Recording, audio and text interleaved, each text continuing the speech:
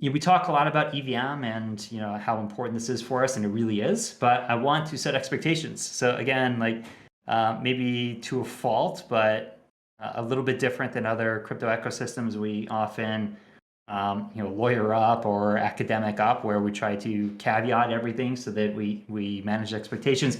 Let me do that now.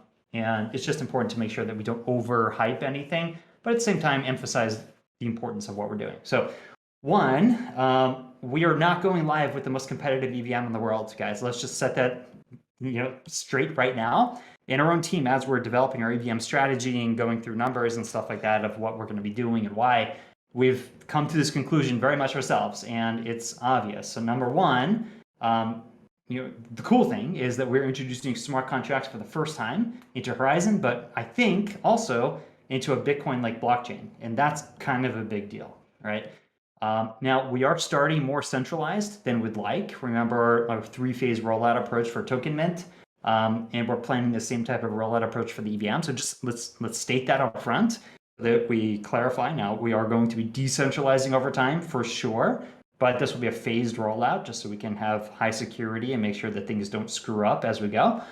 We won't have the fastest consensus in the world for this chain. This is a situation where we had a trade-off and the mandate, like we have a bunch of pieces that we've been developing as an ecosystem, like we were developing Lattice and there are components that go into that, and we were using Ouroboros Praus as a consensus. Well, these are not things that are optimized for, I don't know, semi-decentralized or more centralized chains that need speed, right? These were decentralized protocols, and that's why we use them as a starting point.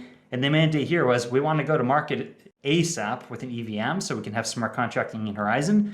The trade-off was we're just going to go to market with the pieces that we can assemble today or now versus optimizing things so that it can be faster. So this is one of those things. We're not going to market with the fastest EVM chain out there, right? But we will definitely make it much faster as we go. And we've already talked about potentially layering in, or say upgrading the consensus to be more like a BFT variant so that we can optimize for speed.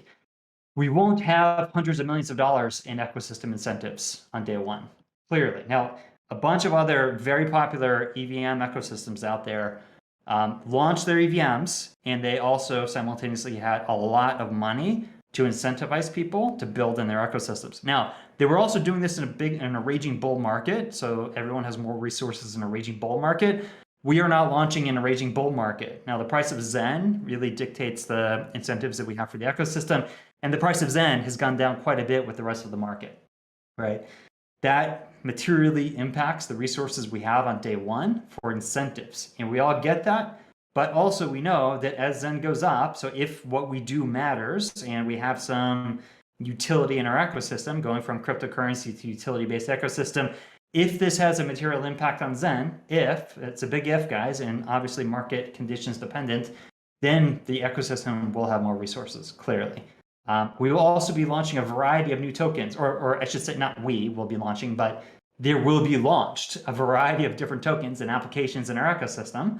And each of these will have economics behind them, and each of them will have a purpose, like potentially subsidizing liquidity on an AMM would be an example, right? So there will be different flows of economics that could be used for incentives. I will also say that I don't think that on day one, transaction fees are going to make this a sexy enough ecosystem on EVM transaction fees to spark just a massive amount of stake into the sidechain and participation usage, right? But we can do things like layering in Coinbase rewards, like this endogenous token idea that we had. Maybe we can endow the EVM chain with its own Coinbase token on a subsequent version. I'm just making up different examples. The main point is we will have a roadmap to make this a more competitive EVM-based ecosystem as we go, but don't expect it on day one. Now, day one will be a huge milestone for us. Again, Bitcoin-like cryptocurrency to a smart contracting platform that's Ethereum compatible is a really big deal, and that's what you're going to get on day one.